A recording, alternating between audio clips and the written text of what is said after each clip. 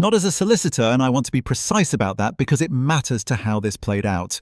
I was a paralegal at a firm that specialized in housing disputes. I had spent 4 years helping tenants navigate exactly the kind of situation I now found myself in. I knew the forms, the timelines, the pressure points, and the specific mistakes that landlords who thought they were clever tended to make. My landlord thought he was clever. The notice arrived on a Saturday morning. Section 21, 2 months notice, standard format. I read it over my coffee with the particular calm of someone who has read hundreds of these and can spot the errors before they've finished the first paragraph.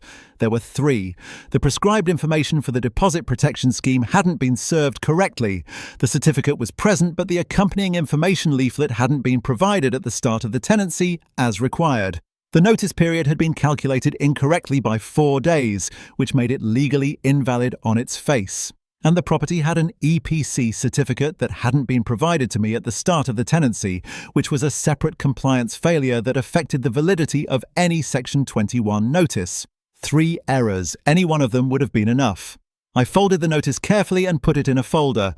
Then I made some tea and started thinking about what I actually wanted to do about it. What I wanted wasn't just to defend myself. That would have been easy.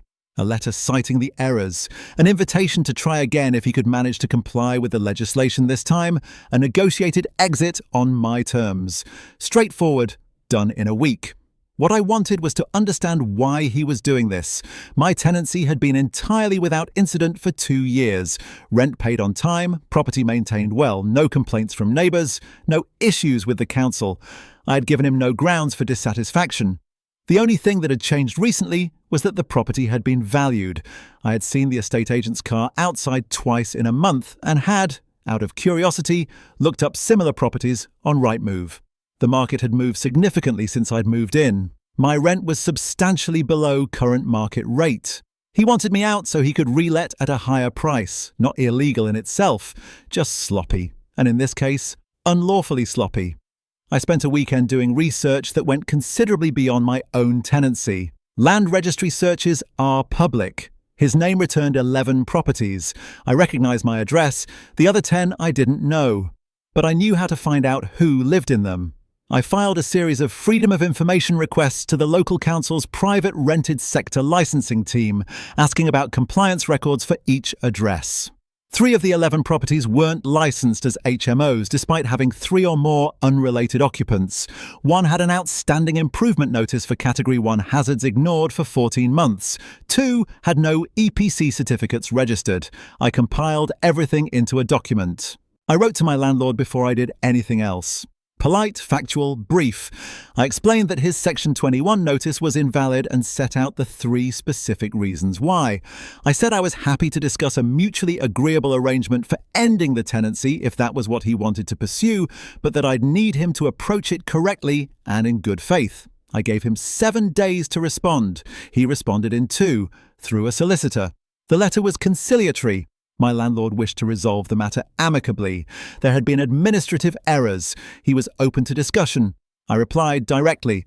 I said I was willing to discuss a voluntary exit with appropriate compensation in the region of 3 months' rent. I also said very quietly that I had been doing some research into his wider portfolio and had found some matters that might benefit from his attention before they attracted the attention of others. The compensation offer was accepted within 48 hours. I moved out 6 weeks later with a check that covered my deposit, 3 months' rent, and my moving costs. 2 weeks after I left, the council's enforcement team appeared at 3 of his other properties. The unlicensed HMOs were prosecuted. The fines for operating unlicensed HMOs can reach £30,000 per property. If you're facing an eviction notice, read it carefully before you do anything else. The errors are often there. Has someone ever underestimated your knowledge in a situation where it mattered? Drop it in the comments. And if you want more complete stories with no part 2s that never come, follow the page. New story every day.